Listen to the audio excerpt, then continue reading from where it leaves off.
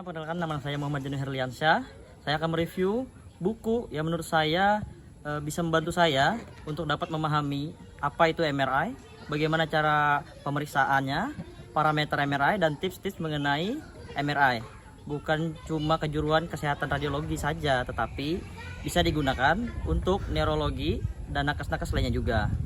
Dan bisa juga untuk masyarakat umum agar dapat memahami bagaimana cara bertahan dari penyakit COVID-19 yang belakangan ini naik kembali.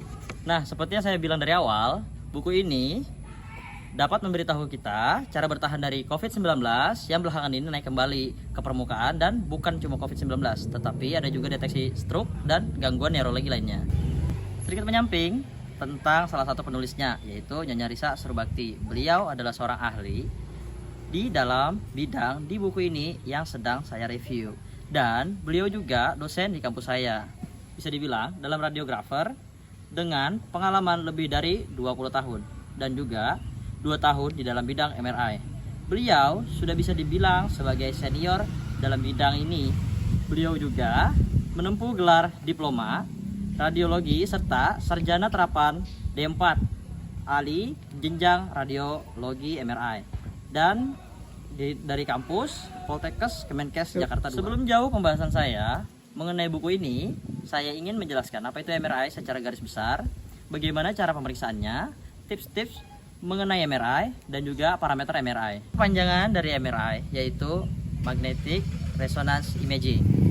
Pertama, dari situ saja kita bisa mengetahui apa itu MRI, tetapi saya akan menjelaskan apa itu MRI secara garis besar.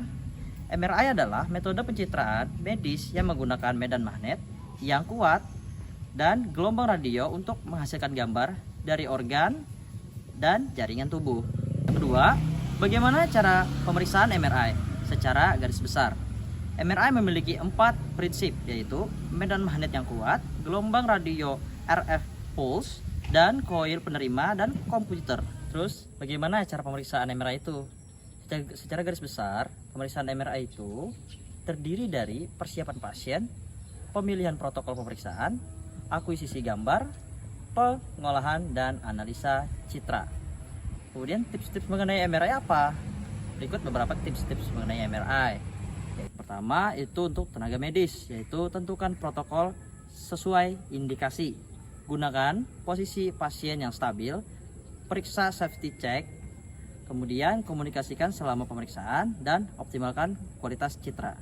Dan untuk persiapan pasien yaitu makan dan minum. Kemudian informasikan riwayat medis, lepas semua logam yang berada di bagian tubuh. Kemudian yang terakhir, tetap tenang dan diam pada saat pemeriksaan berlangsung. Keempat, apa itu parameter MRI? Parameter MRI terbagi menjadi 3, yaitu kualitas citra, waktu pemeriksaan, artefak, dan kejelasan diagnostik. Nah, dari sana saja kita sudah bisa mengetahui beberapa penjelasan dari MRI itu sendiri.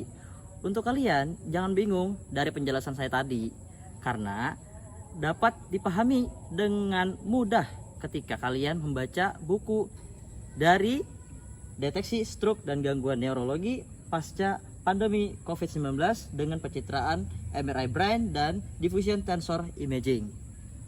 Dan isi bukunya menurut saya yang sudah membaca buku ini lebih mengedepankan pendekatan praktis, kemudian konten komprehensif, aplikasi klinik, dan juga kontribusi dari spesialis terkemuka. Saya juga ingin memberitahu kalian sedikit dari buku ini, yaitu dasar teori, implementasi praktis, analisis, anatomi normal, dan juga aplikasi klinis.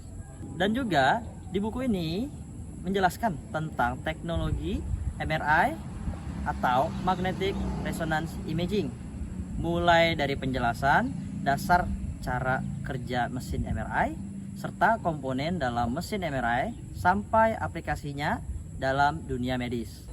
Di buku yang ini dijelaskan segala hal tentang MRI dengan bahasa yang cukup mudah untuk dimengerti masyarakat luas, dan juga dilengkapi dengan bantuan gambar ilustrasi untuk memudahkan memahami buku ini. Terlebih untuk kita yang belum terlalu mengerti di dunia kesehatan. Nah, di buku ini tidak hanya menjelaskan tentang alat MRI dan cara kerja MRI, tetapi menjelaskan juga hasil gambar MRI dan bagaimana hasil citra MRI dalam mendiagnosa suatu penyakit pada tubuh manusia. Untuk manfaat dari buku ini, kita dapat lebih mengenal teknologi MRI dan cara kerjanya di dalam bidang kesehatan, terlebih pada penunjang untuk keputusan yang akan diambil berikutnya. Kekurangan dari buku ini memiliki harga agak sedikit relatif mahal, tetapi setara dengan ilmu dan pengetahuan di dalam buku ini. Jelas, buku ini bermanfaat untuk dipelajari baik dari tenaga kesehatan lainnya ataupun masyarakat umum. Kesimpulan dari buku ini sangat amat direkomendasikan untuk kita yang mau lebih mendalami tentang teknologi MRI, menjelaskan apa itu MRI, bagaimana cara pemeriksaannya, tips-tips mengenal MRI, dan juga parameter MRI. Terlebih, kalau kita suka dengan teknologi medis yang sangat amat direkomendasikan untuk kalian. Mungkin cukup untuk saya mereview buku ini.